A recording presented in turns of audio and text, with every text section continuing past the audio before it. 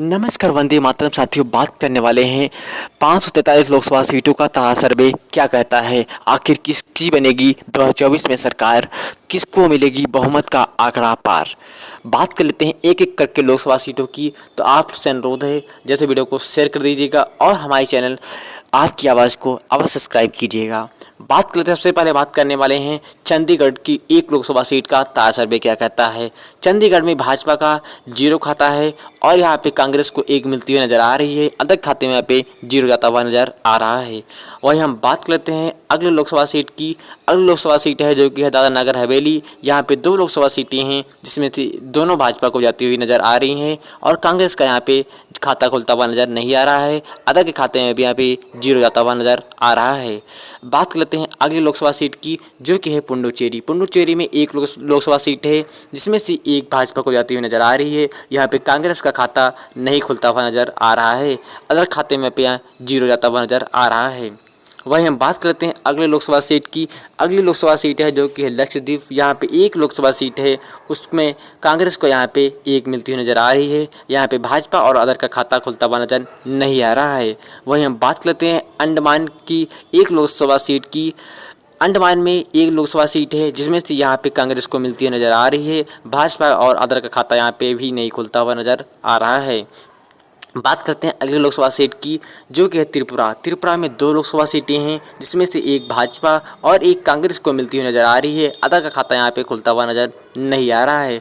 और बात कर लेते हैं अगले लोकसभा सीट की जो कि है मिजोरम। मिजोरम की एक लोकसभा सीट है जो कि यहाँ पे भाजपा को नहीं मिलती नज़र आ रही है, कांग्रेस को मिलती हुई नज़र आ रही है और अदर खाते में पे 0 जाता हुआ नज़र आ रहा है। बात कर लेते हैं अगली लोकसभा सीट की जो कि है मणिपुर। मणिपुर की 2 लोकसभा सीटें हैं जो कि यहाँ पे भाजपा को 0 जाते हुए नज़र आ रहा है और यहाँ पे कांग्रेस को दोनों सीटें मिलती हुई नज़र आ रही हैं। अलग खाते यहाँ पे 0 जाता हुआ नज़र आ रहा है। बात कर लेते हैं अगली लोकसभा सीट की जो कि है नागालैंड। नागालैंड की एक लोकसभा सीट पर यहाँ पे कांग्रेस का परचम लहरा रहा है और यहाँ पे भाजपा का सोपड़ा साफ हो रहा है। अदर खाते यहाँ पे 0 जाता हुआ नज़र आ रहा है। बात कर लेते हैं अरुणाचल प्रदेश की। बात कर लेते हैं तो अरुणाचल प्रदेश की 2 लोकसभा सीटें हैं। यहाँ पे अरुणाचल प्रदेश की 2 लोकसभा सीटों पर भाजपा को 1 मिलती हुई नज़र आ रही है और एक कांग्रेस को मिलती हुई नज़र आ रही है। अदर खाते यहाँ पे 0 जाता हुआ नज़र आ रहा है। वहीं बात करते हैं अगली लोकसभा सीट की जो मेघालय की 2 लोकसभा सीटें हैं जो कि एक भाजपा को जाती हुई नजर आ रही है और एक कांग्रेस को जाती हुई नजर आ रही है और अदर खाते में यहाँ पे 0 जाता हुआ नजर आ रहा है। वहीं हम बात करते हैं अगली लोकसभा सीट की जो कि है असम। असम की 14 लोकसभा सीटों का आंकड़ा मैं बताऊँ आप लोग को तो यहाँ पे भाजपा को 8 सीटें मिलती नजर आ रही हैं और कांग्रेस और इंडिया गठबंधन को यहाँ पे आप लोग को बता दूँ 6 सीटें मिलती नजर आ रही हैं। अदर खाते यहाँ पे 0 जाता हुआ नजर आ रहा है।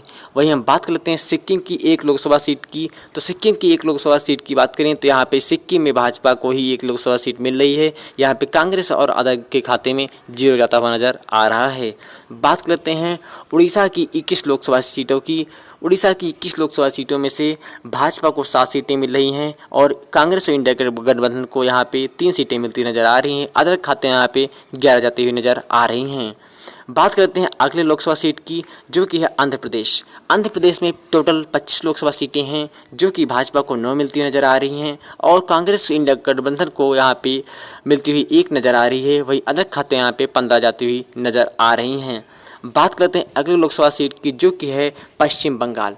पश्चिम बंगाल की टोटल 42 लोकसभा सीटों का ताज़ा बता दूं मैं आप लोग को तो यहाँ पे भाजपा को 12 सीटें मिल रही हैं और इंडिया गठबंधन कांग्रेस को यहाँ पे आप लोग को बता दूं 30 सीटें मिल रही हैं। अलग खाते यहाँ पे 0 जाता हुआ नज़र आ रहा है।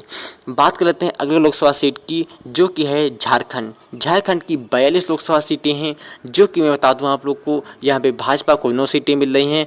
इंडिया गठबंधन कांग्रेस को यहाँ पे 28 सीटें मिल रही हैं। वहीं अदर के खाते यहाँ पे 5 जाती हुई नज़र आ रही हैं।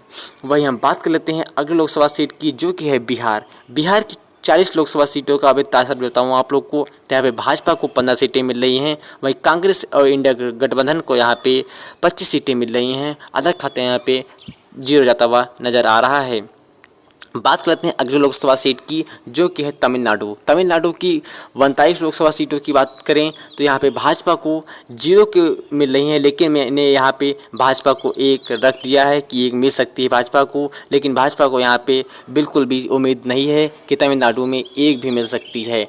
और यहाँ पे इंडिया गठबंधन कांग्रेस को पूरी की पूरी सीटें मिलने की उम्मीद है, लेकिन मैंने एक सीट को माइनस कर दिया है। यहाँ पे 38 लोकसभा सीटों की यहाँ पे कांग्रेस को मिल सकती हैं। अधिक खाते यहाँ पे 0 जाता हुआ नज़र आ रहा है। अभी तक हमने बात कर लिया है लोकसभा की 212 सीटों का ताज़ा सर्वे। यहाँ पे 68 मिल रही हैं भाजपा को और यहाँ पे 113 सीटें मिल रही हैं इंडिया गठबंधन कांग्रेस को, ठीक है। और वहीं 31 सीटें मिल रही हैं यहाँ पे अदर के खाते में जाती हुई नज़र आ रही हैं।